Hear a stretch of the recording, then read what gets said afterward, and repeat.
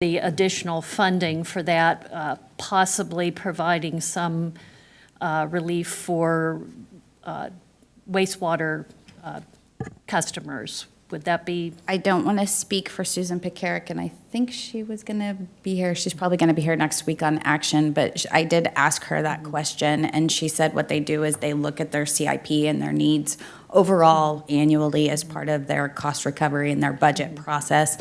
In theory, yes, it would reduce what is due by ratepayers, but I don't want to speak for her. Oh, I appreciate that. Yeah, it would definitely lower the amount for the CIP. Yeah, and that's, I have to admit, that's probably the option I'm leaning toward, is having the greatest impact for those ratepayers. But thank you. Commissioner O'Hara. Thank you, Mr. Chair.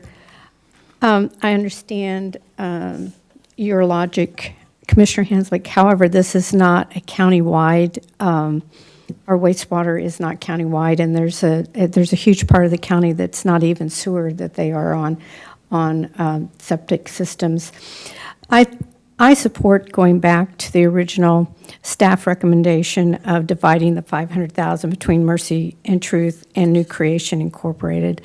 I think that staff did a great job of vetting these two organizations, and it's in line with the board's priorities. So I would just encourage us to go back to the original staff recommendation and split the $500,000, because inevitably somebody's not going to be able to use all the money. And so there's probably going to be some money dumped into wastewater at the end, and that decision will come in October of 2024. Commissioner Myers. Thank you, Chair. I too am strongly leaning towards doing what has been proposed, and your comments, Chair, made sense to me. You know, this is one of those situations that anytime there's money out there and it's money that you see that could be spent and well spent, this board's eyes are going to light up, and everybody's going to have their opinions of what they would like to see or how they would like to see it spent. But I understand how this works, and I think the merit of these organizations receiving these funds, I see that. I don't like going with the other options from a standpoint of putting the money directly somewhere else at this time, because I think this was the road that we were heading down and had that understanding. My wish is that we would have had a little bit better communication of us as a board understanding that these funds were going to be available to, and maybe see, are there some organizations within your district that you might recommend back to us to taking a look at. But I think we're far enough down the road on this item that I see the merit behind moving forward with this item, and I would also be in favor. Sometimes you snake through different departments and ultimately find your way back. Commissioner Hanslick. Thank you, Mr. Chair. I appreciate the work that the two nonprofits are doing. My concern is that I don't know that the information in regard to the staff recommendations and the staff knowledge of these organizations has been fully vetted. I've had the opportunity to talk to some of the staff, and I'm not sure of the relationship that's as presented. I'm uncomfortable picking and choosing which nonprofits in our community get support. I feel like that's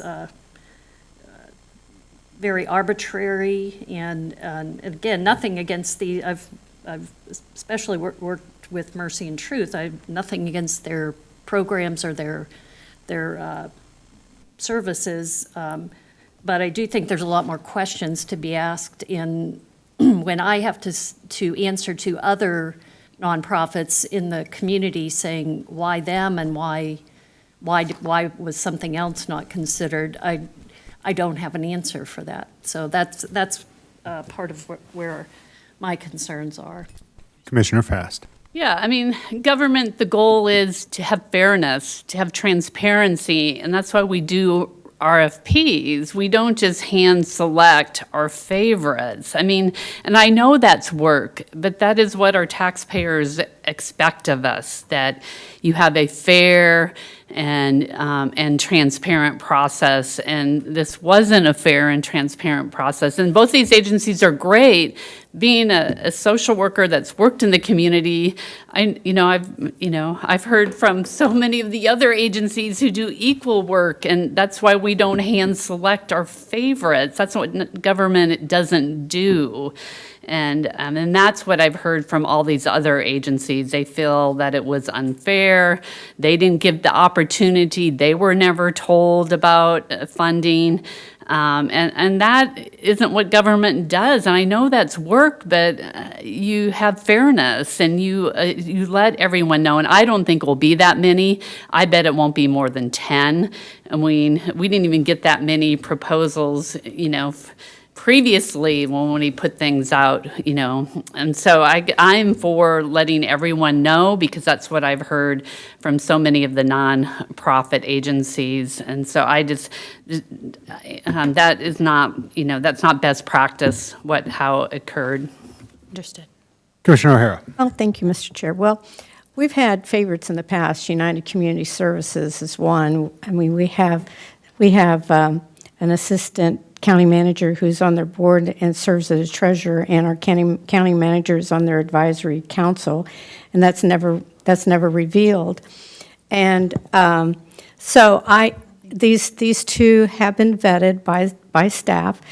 Could the process have been better? Absolutely, but we are in a timeline that really, to go out for RFPs and you're not funding them until the 1st of January, and they have to expend these funds by October. I think that's a real stretch.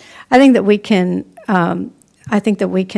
set more in policy methodology, but as to how to allocate federal money, but this is the end of the COVID money, and this is probably a once-in-a-lifetime situation. And I just think that we need to go forward. These are two good nonprofits that do excellent work, and I would just implore the board to just go forward with it. All right. A robust discussion, plenty of various opinions here. We'll see this item next week on action, and we'll hear a motion. We'll be able to discuss these various options. Thank you very much, Ms. Jones. Thank you. All right. Will the clerk read item number 18, please? Resolution number 2023-1, setting as the governing board of Fire District Number 2, consider conducting a public hearing on the proposed budget and to exceed the revenue neutral rate, and adopting resolution number 2023-1, authorizing a levy of property taxes in support of the budget for Fire District Number 2 for the fiscal year FY 2024 budget year that requires a property tax rate exceeding the revenue neutral rate of 12.662 mils for the Fire District Number 2 General Fund, 0.679 mils for the Fire District Number 2 Debt Service Bond H Fund, and 1.062 mils for the Fire District Number 2 Debt Service Bond 1 Fund. Jim Francis here from our Fire Services Administration. Mr. Francis, welcome. Good morning, Chairman, Commissioners. So this first item, number 18, you're sitting as a governing body of Fire District 2 to simply consider holding the public hearing for the proposed 2024 budget and exceeding the revenue neutral rate. So the next item is accompanying this, but happy to go into this budget now, but these two items are related. Okay. Would the clerk, just for the sake of the record, also read item number 19 into the record? Resolution number 2023-2, sitting as the governing board of Fire District Number 2, consider approving and adopting resolution number 2023-2 to approve the fiscal year FY 2024 budget for Johnson County Fire District Number 2 as proposed. All right, Mr. Francis, back Let to me get you. into my slideshow. So the Fire District 2 2024 proposed budget, the assessed valuation increased approximately 12%, or $340,488,996. Spring Hill contract, we're presently receiving $990,000. Just to remind the board how that works. Last year was the first year we came up with a new funding formula with the goal of equalizing the tax levies of Fire District 2 general fund levy with the Spring Hill Fire Service tax levy. So the increase in assessed valuation of the Spring Hill contract area is approximately 80 million times the proposed Fire District general fund levy creates a proposed contract amount of $1,114,384 for next year. Miami County Fire District Number 2, as I indicated when I presented the budget earlier, there was a stipulation in the current agreement, that's a 5-year agreement, and we'll be at year 2 next year, where if their assessed valuation went above 15%, we could renegotiate that contract. I'm in the process of that. They have tentatively agreed to what is listed here, and that would be an increase of 3.6% above what the board had already authorized on that 5-year agreement for each of the remaining payment terms. So in 2024, that payment jumps up to $365,073. Ad valorem taxes, we're at $4,725,166 at the proposed 13.878 property tax rate. And I should state the current general fund tax rate is 14.129. It's a general fund mill levy reduction of 0.251.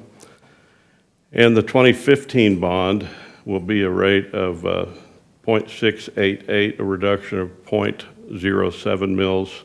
And I should state that there is also an additional $150,000 additional principal payment being applied using debt service reserves to that bond.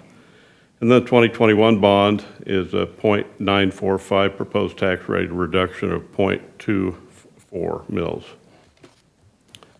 So that brings the total mill levy of 15.511 is what's proposed. The current mill levy right now is 16.072. It's a total reduction of 0.561.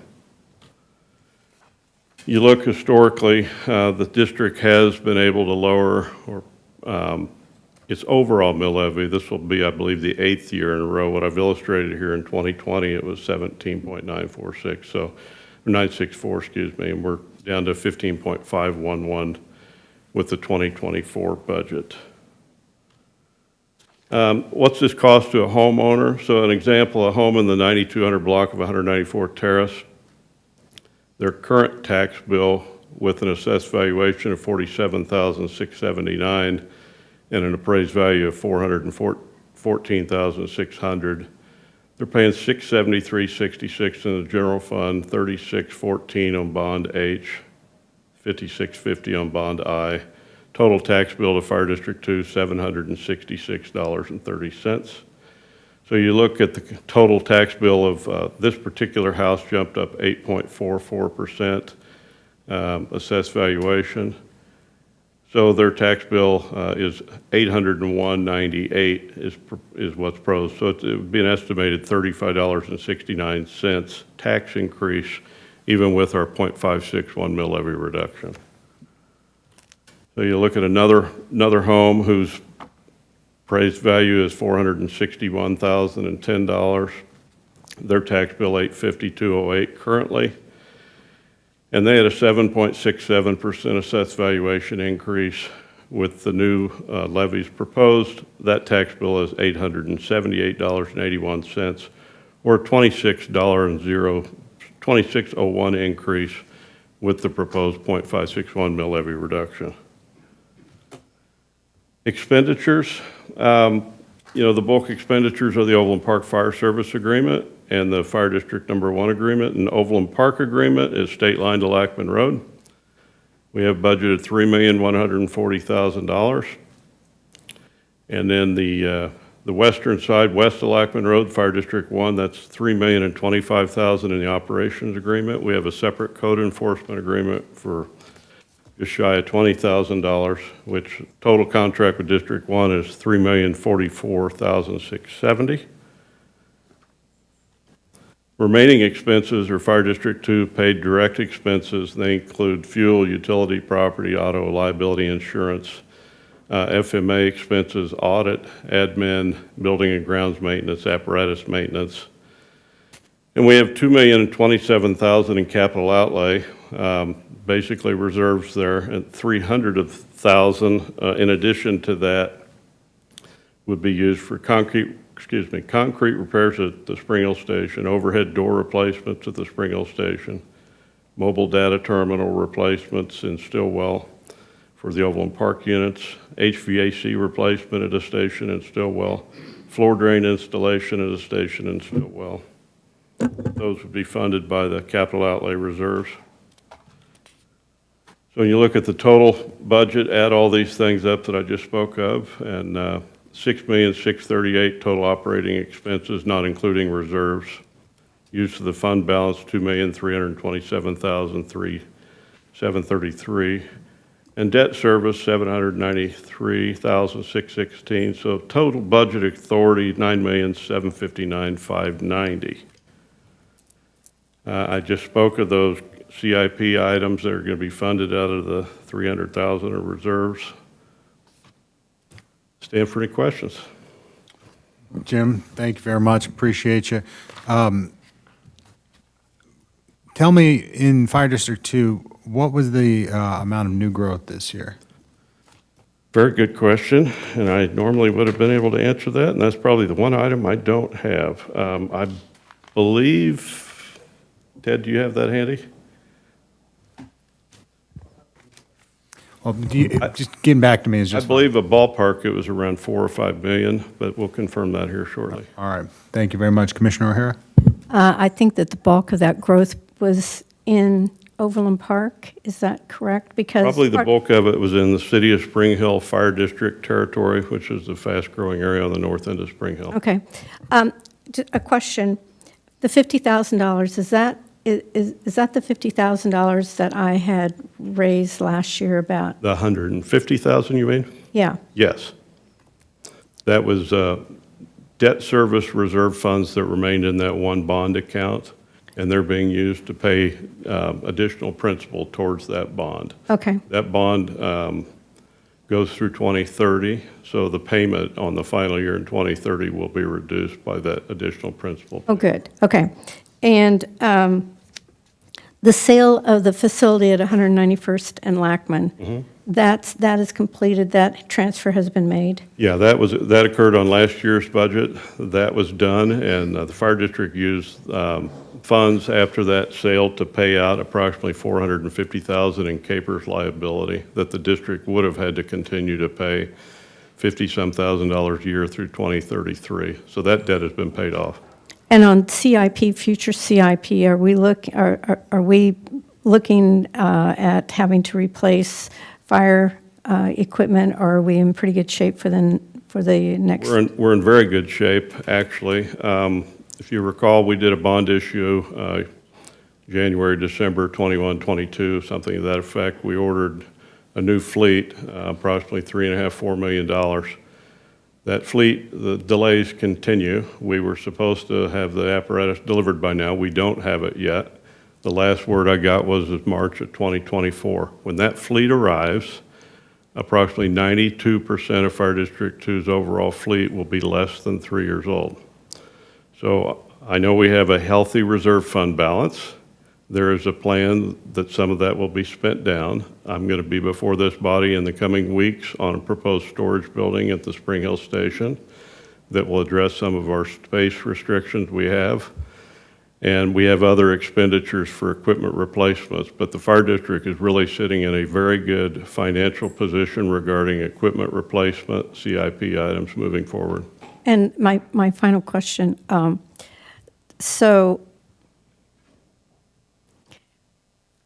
the old equipment that we are replacing, is that already been part of, are we going to have equipment that we're going to be selling or? That's part of the contractual agreement. Okay. When we ordered that equipment, we're actually, we're trading in Trading two in. pumper trucks and an aerial ladder truck.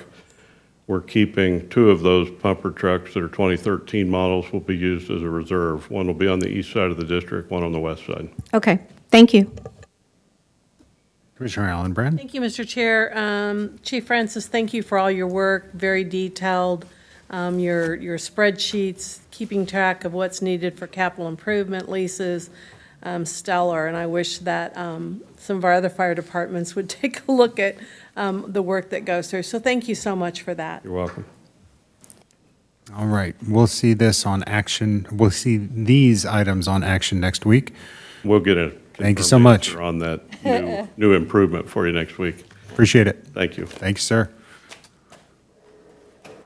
And all of you just be prepared also from potentially a request from Commissioner Ashcraft to meet with you in advance of next week's meeting. That just goes without saying.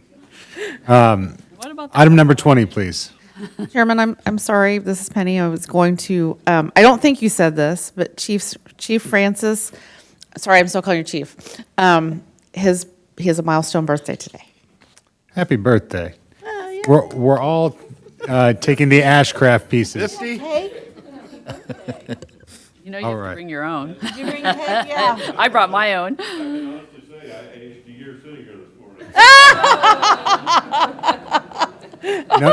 No comments. We're going to cut it off right there. We're going to go downhill real quick. Item number 20, please. Consider acceptance of the Mobile Crisis Response Expansion and Development Grant in the amount of $399,685.20 and authorize the Mental Health Department to add 3 FTEs to the Mobile Crisis Response Team, MCRT, the purchase of a crisis response vehicle, and authorize the reallocation and expenditure of fund balance reserves for FY 2023 in the amount of $399,685.20. Tanner Fortney here from the Department of Mental Health. Mr. Fortney, welcome. Thank you, Mr. Chairman. Tanner Fortney, Mental Health. And with me today is Jessica Murphy, our Assistant Director of Emergency Services Division. So she'll be here to assist me if you have any specific questions that I'm unable to answer about the program. So the Mobile Crisis Response Team, I know that most of you are familiar with our co-responder program, but you're probably not as familiar with this. I'm going to use the co-responder program sort of as a comparison. As you know, with our co-responders, they go out and partner with law enforcement agencies when they have calls for individuals that are in crisis where both a clinical and a law enforcement response is required. Our MCRT is kind of like that in the sense that they do go out to the community to respond to individuals in crisis, but typically these are not situations that involve a full law enforcement response. It's usually not individuals that are exhibiting any form of violent behavior or anything like that. And in addition to that, a lot of these folks that we do respond to, a law enforcement response might not always be appropriate because sometimes the presence of law enforcement officers can cause triggers for certain individuals. So this is basically similar to that, but it's a more tailored response to be able to provide services to those individuals without having to use the costly services that we do of co-responders. So with that, as part of our CCBHC, our Certified Community Behavioral Health Center requirement, the state of Kansas has indicated that as part of our MCRT program, which has been in place since the 90s, we have new performance standards that we have to meet. And one of those is that we have to be able to respond to all MCRT calls within a 1-hour period from the time we receive those calls. As you can see from the chart that I have in the briefing sheet, that gives you an idea about what our response times have been and how many calls we've responded to recently. And right now, only 2% of our calls we're able to actually respond to those within that period of 1 hour. And that's a problem because if we are unable to achieve that at some point in the future, it could potentially put our CCBHC licensure at risk. And as I think many of you know, we receive an enhanced Medicaid billing rate, our PPS rate, as part of that, and that's millions and millions of dollars that we bring in. So it is definitely a priority and something that we need to achieve. So this request would be adding 3 additional FTEs. There would be 2 clinicians and 1 case manager, and that will help us to get closer to that. I will be honest with you that it is not going to be enough to get us there immediately, but it will help assist that team. We have other programs and other staff in place, and we will probably be adding additional staff over the coming years with this grant. So that will help us to eventually get there, but we need to be able to look at what our call volumes are. We need to see how things are changing. If you'll look under Table 1 in the chart, I put in there the number of crisis calls and contacts that we've been receiving, and as you can see over the years, that has gone up quite substantially. The second piece to this is we also, as part of this team, we're requesting to use the grant funds from the state of Kansas, from KDADS, to also purchase an emergency response vehicle that the staff will use. That vehicle will also involve a lot of, it's going to be probably going to be some sort of an SUV. We're working with facilities and Central Fleet on that. But that vehicle will have technology involved with it so that the clinicians and the case managers that are responding will have the ability to provide better service and more effective service to the individuals that they're serving. So there is no county tax support that's being requested as part of this. The grant will pay for it. We also, in addition to the grant, I did not put this in the briefing sheet, but we are able to bill Medicaid eligible patients for these type of services, so that will help to supplement this. And after the 4-year period when the grant expires, then we will fund these positions entirely through our PPS rate from our CCBHC. Those will be built in to our costing study that we are performing this year, and we will be doing another one 2 years from now. So no additional tax support is requested as part of this. So with that, I'll be happy to answer any questions. Thank you. And just to that last point, the state of Kansas is providing funding for the first year and an option to reapply for funds over a 4-year period. Is the ability to reapply for funds over the next 4-year period, is that a competitive process, or is it a direct allocation or earmark process? There's other agencies that are applying as well, but the state of Kansas is basically saying that they're going to make it a 4-year grant, but the problem is, as with any state funding, they cannot say absolutely 4 years is going to be the time, so therefore they're requiring us to reapply every year. But they've indicated that it's as guaranteed in the 4 years as any state funding could be. Well put. Further questions or comments at this time? Okay, objection to consent? No, I think this needs to be, it's such a good program, and would like the public to hear about it next time. All right, we'll keep it on action. All right, thanks, Tanner. Next, item number 21, please. IFB number 2023-007, consider authorizing a contract with Lina Weaver Construction Incorporated for grading, surfacing, culvert construction, and seeding for the 183rd Street Shoulder Safety and Structural Improvement Project from Metcalf to Knoll Avenue in an amount not to exceed $1,175,502.75. Well, Ryan Sims is here from the Public Works Department to discuss this project. Good morning, or good afternoon. Gosh, we're so close. Barely good afternoon. Ah, Yeah, so we have an upcoming safety improvement project on 183rd Street from Metcalf to Knoll Avenue. This project will add shoulders, create a roadside clear zone, and add structure to the existing pavement. This project ranks high on our priority list as there has been an increase in traffic on 183rd Street due to the residential development east of Mission Road from island annexations. This project will provide the last improvement needed as a connection between Metcalf Avenue and Mission Road on 183rd Street. We followed county purchasing procedures and received 4 bids. Lina Weaver Construction was the low bid, and they have provided successful projects for the county in the past.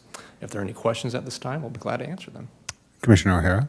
Yes, this is in my district, and I will attest to the need. Of course, this is only one of many projects that are needed because of the increased traffic, but this particular one, the county has invested a lot of money because of the leapfrog development or the leapfrog annexation years ago that was approved by by a prior board. And there's a 2-mile gap between the city limits of Overland Park at 159th out to 175th. And so the county has had to step up and fund these projects. So it's needed. It's very, very needed. The development out there, and now there's a new subdivision going in just south of 183rd and Mission. How many homes are there? I don't know. I can look into that and provide you an answer. It's 200? I mean, it's That sounds a about right, big, it's a somewhere in big that ballpark. development. Yeah. And so that traffic and on Mission, and then they cut over on 183rd to connect to 179th Street to get on 69 Highway. Yep. That's kind of how that rolls. So yes, it's very much needed. It's just a shame that that leapfrog annexation happened, but it did, and so that's where we are. Thank you. Further questions, comments on this one? Keep it on agenda, move to action. I think I want it on action. Action it is. Thank you. All right, thank you very much, sir. And finally, number 22, please. Resolution number 079-23. Consider approving and adopting resolution number 079-23, converting to a step pay plan for emergency service personnel for FY 2024. All right, Deanne Osmond is here to discuss resolution number 079-23. Good afternoon. Good afternoon. I debated too whether it was good morning or good afternoon, but it's good afternoon. Deanne Osman, HR Manager, Compensation and HRIS with the Department of Human Resources. As you recall, earlier this year, we conducted a local market compensation review for our MEDAC group. On March 23rd, we presented our findings and recommendations to the board in a committee of the whole meeting. At that time, you might remember that our current MEDAC pay table and our current merit-based pay approach is below market, and it's not consistent with industry pay practices. We also provided feedback that our current merit-based approach is actually a weakness in our recruiting efforts. And what I mean by that is when candidates come in, they're expecting to see a pay structure that they're familiar with, that they've seen with our peers, that they've seen throughout the industry. What they want is to know definitively what their increases are going to be and when they're going to be, so essentially a step pay plan. So based on that feedback and what we learned through our market review, in March we presented a recommendation to convert the current pay table and our current merit-based pay approach for MEDAC to a step pay plan in 2024. We also recommended, which the board approved in June, a 2% increase to the current MEDAC pay table and a 2% across-the-board increase for our MEDAC employees. But that was really just a stopgap. That was just to bridge the gap until we had a finalized step pay plan for the board to approve. So back in March, we shared that the overall estimated total employer cost for the step plan was $2.6 million. And then based on the design at that time, we anticipated the overall average increase would be 16.4%. Now, since that time, we've had multiple conversations with Paul and his team, and we have made modifications to the original design.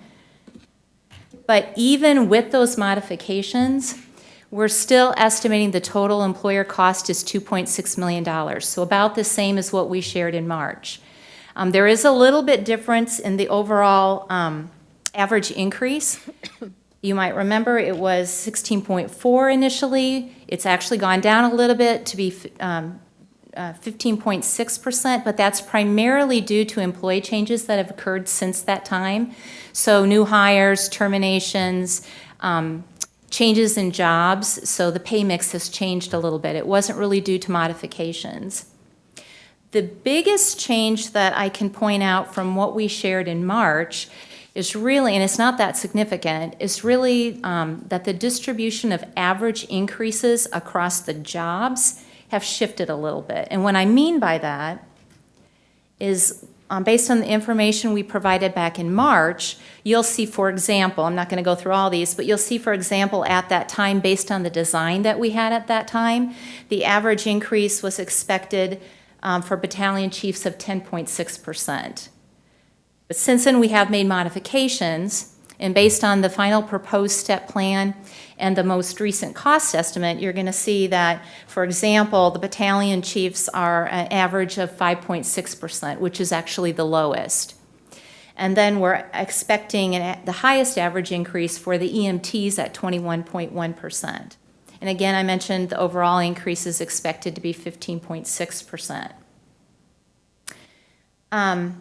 I'll mention that the $2.6 million is included in the 2024 budget resolution that will be brought before the board August 31st. And the proposed 2024 step pay plan, the actual pay plan, and you have it in attachment 4, will also be presented to the board for consideration on August 31st. So what that means today, I'm not asking for the $2.6 million to be approved, nor the actual 2024 proposed step plan to be approved. Those are both included in the budget resolution. What I'm asking for today is consideration and approval to move MEDAC, convert them from what we have today as a traditional merit-based pay structure to a step pay plan in 2024. And with that, I thank you, and I stand for questions. Okay. Thank you so much, Ms. Osmond. Couple of questions, and you mentioned the modifications to the design, and I appreciate those, that clarification, and also the clarification on what we're being asked to do here today. I'm sure there'll be some questions about the step plan itself, but we're not being asked to approve the step plan as it was presented to us, or now has been repackaged and presented to us, just the fact that we are moving from a merit to a step-based plan, Exactly. right? And so if we have revisions to the step plan itself, that's part of the budget. Correct. Okay. In terms of the step plan itself, how many steps are there along the scale? It's a great question. There are 16 steps.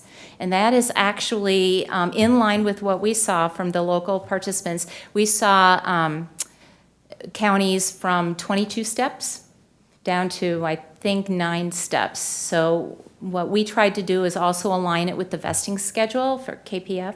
So that's 15 years. So 16 was a good number. How does that compare with the competitors in the region, like KCK or Lawrence? Douglas County, I believe they have 22 steps, so they had the most steps. And obviously, it takes much longer to progress through the range in that situation. And then Wyandotte had the fewest, and I think it was less than 10, if I recall. Okay. Appreciate that. The other question I have was about how we're going to find people, how many, we didn't have a step plan before, it was merit-based. So how do you go about putting people on to 16 steps? And I saw that you had the, called the years of experience and a percentage. Can you better explain that to me? Because it's not my specialty. Sure. So this will be effective, if approved, January 7th. So what we'll do is we'll take a look at all of our current employees. We'll take a look at their years of service, our years of experience, and we've worked with Paul and Scott and the team to come up with a key for years of experience crediting, so we're consistent with everybody.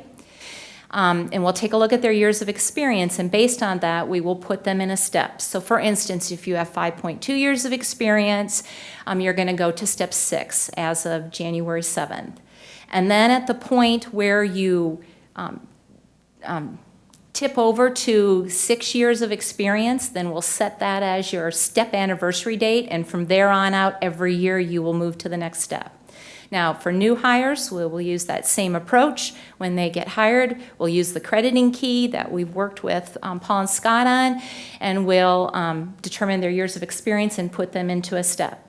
If there is a change in job, if somebody is promoted or demoted, At that time, we will determine what their step is, and that becomes their new anniversary step date. Thank you for that explanation. I guess where I'm getting lost is when you're putting people on the scale in terms of what their experience is and what jobs they have had in the department. They're not all apples to apples or one for one in terms of credit. Some I'm looking, say, 50%, some say 75%.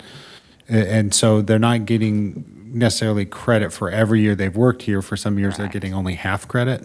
Correct.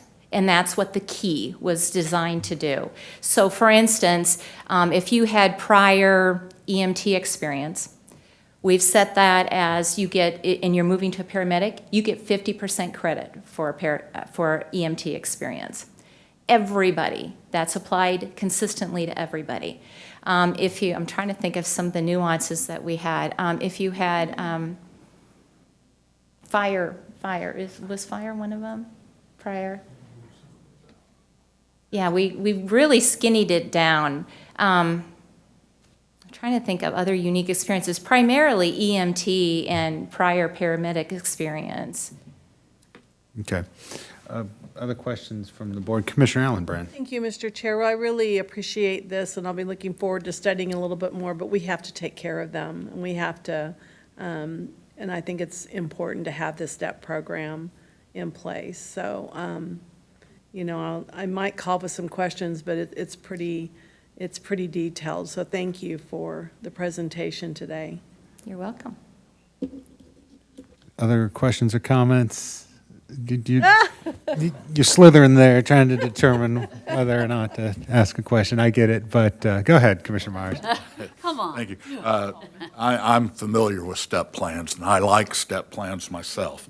I also believe that with the STEP plan, if we get into a situation, let's say we have a dire need for paramedics or whoever with our medic services, we have some flexibility as a board to make changes and adjustments to be able to make the pay scale even more attractive if that was something that we needed to do. If with teachers, it happens all the time. And so anyway, I like the STEP pay scale myself. I think there's no doubt that the STEP plan is the right way to move, and I appreciate that that's been this board's focus, and I hope we approve this.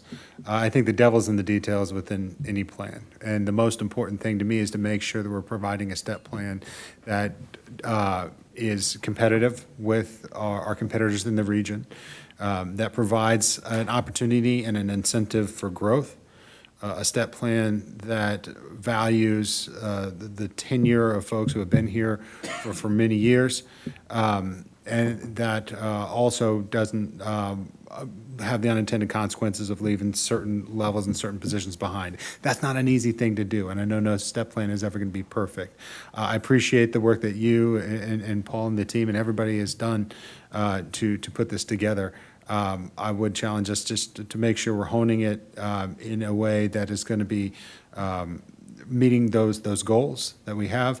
And if there are additional details that we could iron out between now and the budget, I think that'd be great. But overall, the STEP plan is the way to go, and I hope we all support it. Okay.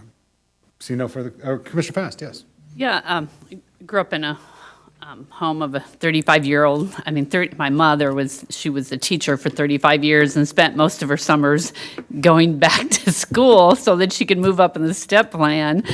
And so sometimes I think the incentives of education is like the only way, like teachers, and I'm sure Commissioner Myers knows that, when you're spending hours and hours so that you can move up the STEP plan. And I think there should be a award for education, but sometimes it almost penalizes people. So I would like to have a better understanding on what are the different incentives and are they disincentives?